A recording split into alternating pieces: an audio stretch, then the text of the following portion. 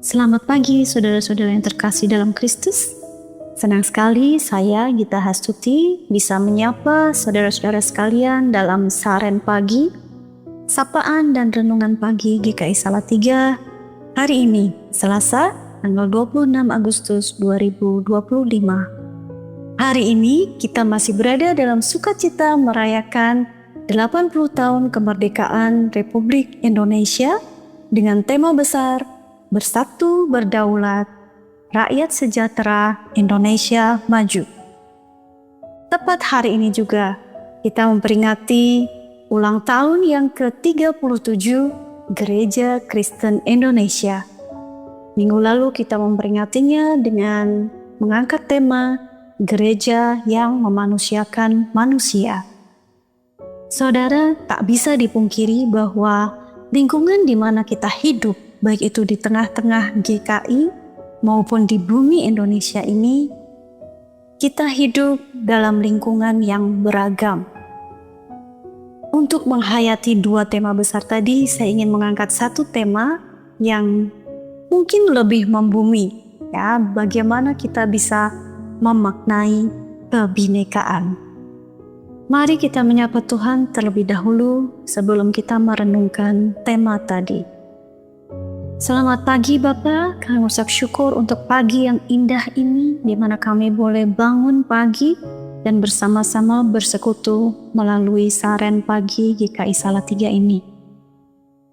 Mari Tuhan sertai kami dalam persekutuan ini, ajar kami untuk bisa memaknai kebinekaan yang ada di lingkungan kami di mana kami tinggal. Terima kasih Yesus, kami serahkan doa ini ke dalam tangan kasih-Mu saja. Amin. Saudara-saudara, di bawah tema memaknai kebinekaan pagi ini, saya ingin membagikan kisah yang ditulis oleh Pendeta Andar Ismail dalam bukunya Selamat Meng-Indonesia. Ini adalah cerita nomor 31 dalam buku itu, Fabel Aesop. Aesop tiap hari mendongeng. Awalnya ia mendongengi anak-anak di lapangan bermain. Akan tetapi kemudian ia didaulat untuk menjadi pendongeng di istana raja. Pendengarnya bukan lagi anak-anak, melainkan para politisi. Isi dongengnya sama saja. Ia memang tukang dongeng.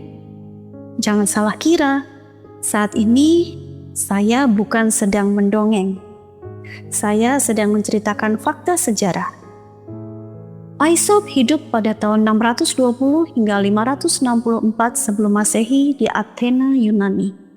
Ia seorang budak belian. Agaknya ia berasal dari Ethiopia, sehingga pemiliknya menamai dia Aethiop atau Aesop, yang berarti orang Ethiopia. Setelah beberapa tahun tinggal di rumah pemiliknya itu, Aesop mahir berbahasa Yunani. Di waktu senggang, ia mendongeng kepada anak-anak majikannya. Lalu anak-anak tetangga pun ikut mendengarkan. Cerita-cerita Aesop selalu tentang binatang.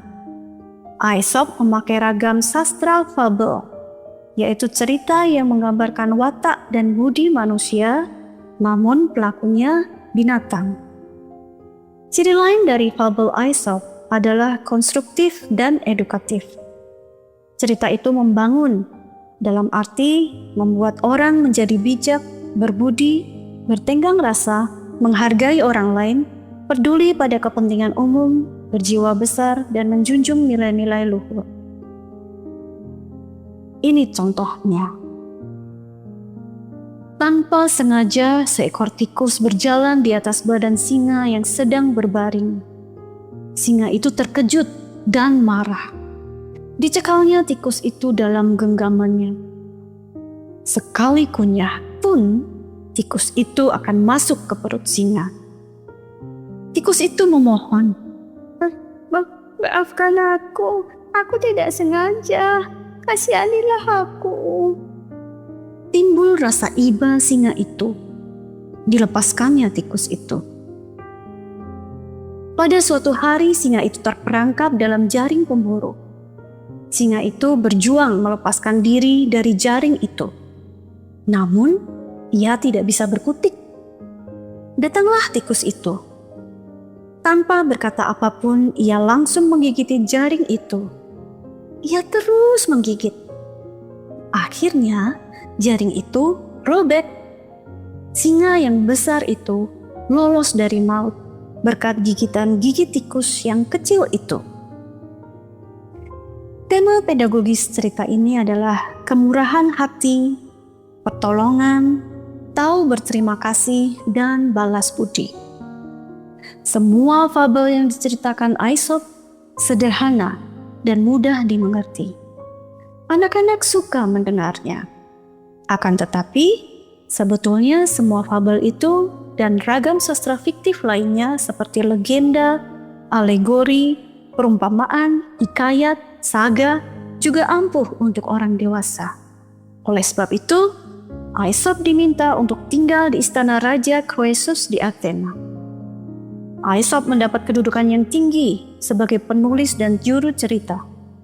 Ia mengumpulkan fabel baik karyanya sendiri maupun koleksi tradisi lisan dari negara-negara lain.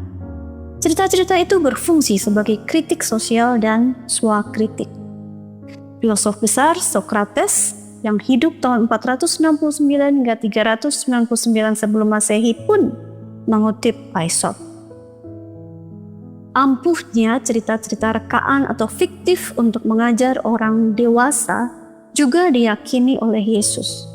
Oleh sebab itu, Yesus memakai cerita-cerita fiksi untuk menerangkan pokok-pokok yang sulit seperti kerajaan Allah atau lainnya. Seperti yang juga tertulis dalam Lukas pasal 10 ayat 25 hingga 37. Pada suatu hari, beberapa pemuka agama bertanya kepada Yesus, "Siapakah sesama manusia kita?" Kriteria yang ditanyakan itu pelik. Apa kriteria untuk menetapkan siapa sesama kita? Apa hanya orang sebangsa? Atau seagama? Atau segolongan? Yesus menjawab pertanyaan itu dengan menuturkan sebuah cerita fiksi. Ada seseorang terkapar di tepi jalan akibat dirampok dan dipukuli. Lalu lewatlah seorang pemuka agama yang seagama dan sebangsa dengan korban itu. Namun ia berlalu dan tidak menolong. Kemudian lewatlah seorang pemimpin agama yang juga seagama dan sebangsa dengan korban itu. Namun ia pun berlalu dan tidak menolong. Lalu lewatlah seorang berbangsa lain dan beragama lain. Ternyata orang ini menolong dengan penuh kesungguhan. Lalu Yesus mengakhiri cerita itu dengan bertanya, "Dari ketiga orang itu, yang manakah menurut pendapatmu yang bertindak sebagai sesama dari orang yang dirampok itu?" Saudara, perhatikan betapa kuatnya daya argumentasi dan persuasi di balik cerita dan pertanyaan Yesus itu. Padahal cerita tentang orang yang dirampok itu hanyalah sebuah fiksi. Oleh sebab itu, ilmu pendidikan orang dewasa banyak menggunakan cerita fiksi. Akhir-akhir ini teologi pun mengenal pendekatan teologi naratif. Pendekatan naratif atau fiktif memiliki beberapa keunggulan. Pertama, ia tidak berangkat dengan definisi, sebab biasanya definisi bersifat abstrak sehingga sulit dimengerti. Kedua, ia tidak melakukan koreksi secara frontal, sebab koreksi frontal akan memancing reaksi defensif. Ketiga, ia tidak menimbulkan suasana digurui dan dikhotbahi, karena pendekatan naratif mengajar secara terselubung. Itulah juga keunggulan Aesop, sehingga fabel-fabel Aesop mulai tahun 1484 terhisap dalam sastra Inggris modern. Hingga sekarang pun masih terbit buku-buku tentang pendekatan Aesop. Kalau sekarang saya menjadi Aesop, saya juga akan mengarang fabel-fabel. Yang pasti, fabel yang meningkatkan pemahaman tentang kebinekaan bangsa Indonesia. Pada suatu hari, sang katak terpilih menjadi raja di hutan Nusantara. Lalu raja mengeluarkan perintah. Kuak, kuak, mulai besok di hutan Nusantara ini tidak boleh ada bunyi yang berbeda. Semua binatang harus punya bunyi yang seragam, yaitu bunyi katak seperti aku. Kuak, kuak, kuak, kuak. Keputusan ini dibuat karena katak adalah mayoritas di hutan ini. Siapa yang melanggar akan dihukum cambuk. Kuak, kuak, kuak, kuak. Semua binatang di hutan itu sedih, heran, dan jengkel. Bunyi kita sejak dulu pun berbeda-beda. Kita punya jati diri masing-masing. Anak ayam berkotek, kucing meow, kambing mengembik, sapi melenguh, kuda meringkik, harimau mengaum, serigala melolong, jangkrik berkerik, rusa menguak, jago berkokok. Keesokan harinya ketika raja bangun, hari sudah sangat siang. Ternyata seluruh istana masih tertidur. Cepat-cepat raja membangunkan seluruh istana. Kuak, kuak. Hai sapi, mengapa kamu masih tertidur? Biasanya kamu sudah menyediakan segelas susu untuk aku. Kuak, kuak. Hai tera, bangun. Mana pisang yang tiap pagi kamu sediakan di meja? Kuak, kuak. Hai ayam, bangun. Kamu harus masak nasi goreng untuk aku. Kuak. Mengapa kamu semua terlambat bangun? Kuak, kuak. Semua binatang di istana itu menjawab. Ampun Baginda, biasanya kami terbangun oleh kicauan burung. Namun pagi ini burung-burung sama sekali tidak berkicau. Raja langsung memarahi burung-burung. Kuak, kuak, mengapa kalian tidak membangunkan kami? Padahal biasanya kalian rajin membangunkan seluruh penghuni hutan. Kuak, kuak. Burung-burung itu dengan sedih menjawab. Chirp, chirp, chirp, chirp. Kami sudah berusaha, Baginda. Sesuai dengan perintah Baginda, kami sudah belajar berbunyi. Kuak, kuak. Meniru bunyi katak. Tapi tenggorokan kami tidak mengeluarkan bunyi seperti itu. Chirp, chirp, chirp, chirp. Kami bukan katak, kami burung. Chirp, chirp. Kami diciptakan bukan untuk berkuak-kuak, melainkan untuk berkicau. Chirp, chirp, chirp, chirp. Tiap binatang punya bunyi yang berbeda.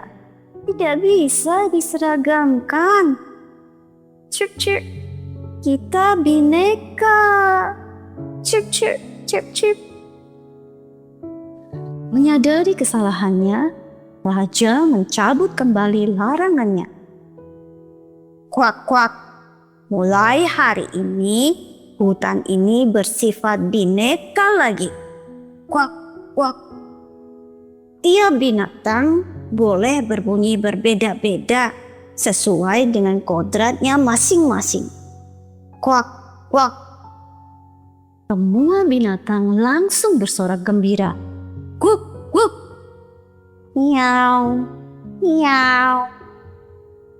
Kuek, kuek, kuek, kuek. Krik, krik, krik, krik. Chirp, chirp, chirp, chirp, chirp.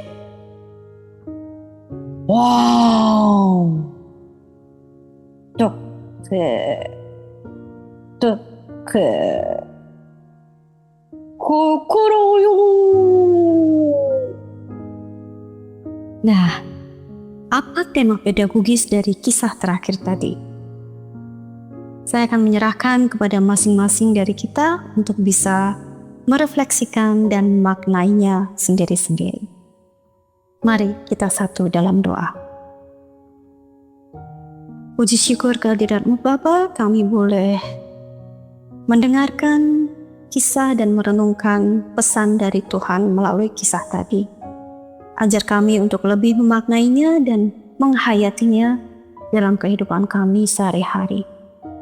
Di dalam nama Tuhan kami Yesus Kristus, kami berdoa dan mengucap syukur. Amin.